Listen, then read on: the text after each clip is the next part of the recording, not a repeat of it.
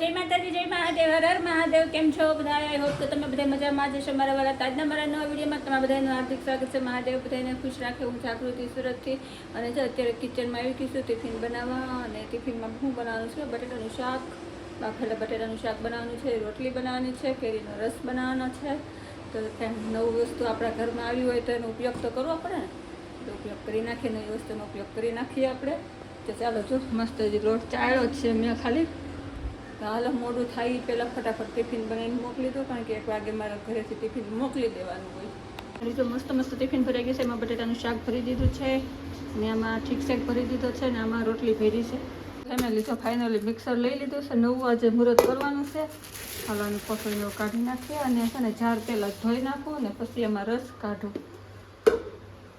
તો હાલો જો મિક્સર લઈ લીધું છે, અને આપણા કેરી સમસે આમાં નાખશું, કારણ કે એક હાથે કરવાનું ને ફાવે એવી રીતે કરીએ.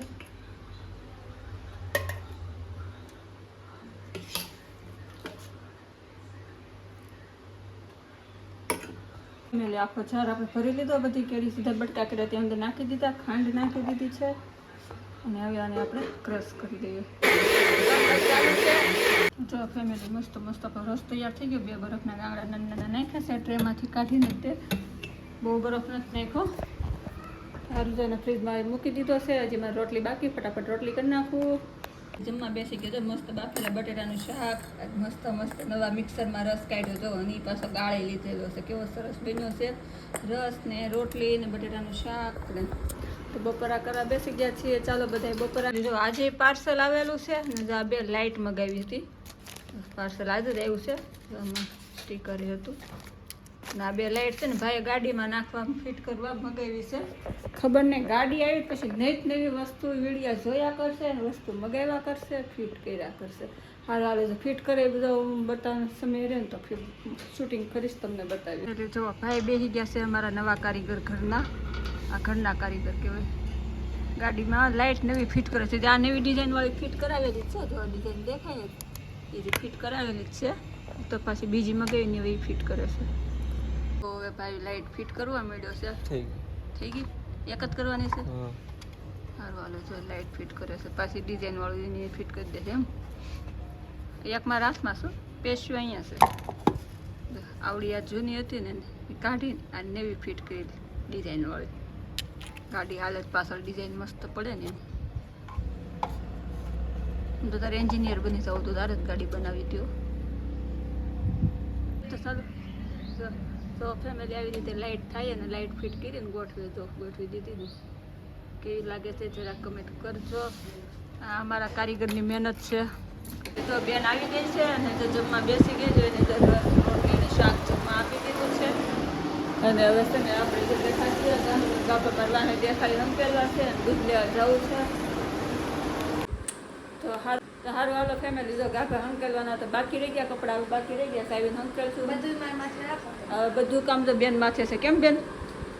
મને એમ થાય કે મમ્મી છે ને એ ખાલી કચરા પોતા મને ખાલી કરી દે ને એટલું કેટલું આમ રાહત મળે. રાહત કરતા આવી તો એમ ન આજે જ નથી કર્યું, રોજ નથી કરી દેતું થોડું. આજે ન કર્યું. મને એક તો પગ દુખે, આમ તો પગ વધી ગયો. આમ દુખતો નથી, પણ આ ઝોલા ચપ્પલ પહેરીને બહુ વધી ગયું. હારું હાલો તો બેનને મૂડ ઓફ થઈ ગયું, કાંઈ કામ ન કરી દીધું એટલે. અને હવે પાછા અમે હાલીને જઈએ છીએ માર્કેટ, કારણ કે ટમેટાને એવું કંઈ છે નહીં. મેં કીધું ટિફિનમાં હું બપોરે બનાવવા. હાલો મેં કીધું 1-2 શાક લેતી આવું, ટમેટાને હું લેતી આવું.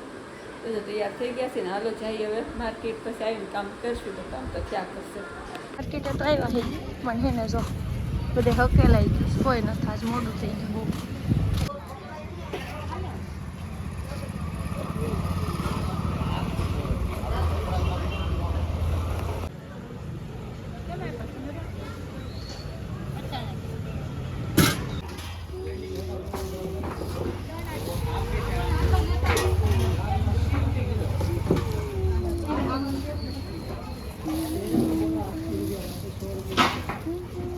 ન મળી ને બટેકા ને ટમેટા લઈને ખાલી ઘરે જાય છે. હાલીને ટાટિયા દુખી ગયા છે ને આવતો અંધારું થઈ ગયું છે. ને આ અમારી રોડ ઉપર છે ને લાઇટ છે ને લાગી ગઈ છે. નકર તો અહીંયા હાવ અંધારું રહેતું હતું, તમને ખબર જ હશે. હાલો તો ફેમિલી ઘરે આવી ગયા. શાક, દૂધ ને ટમેટા ને બટાટા ને બધું લઈને આવતા રહ્યો. છોકરા હતું ભાગ લેતી આવી. અને તો બેને બહાર ઘડી કોટલે બેઠી છે. મારે ઘડી કોટલે બહાર બેસવા જવું છે અને વિડીયો એડિટિંગ કરવાનો છે બેઠા બેઠા. તો સારું આજનું એટલું જ રાખી દે. જય માતાજી, જય મહાદેવ, હર મહાદેવ. કાલ ફરી મળશે નવા વિડીયોમાં નવી વાતો સાથે, નવી બદમસ્તી સાથે. ત્યાં સુધી બાય.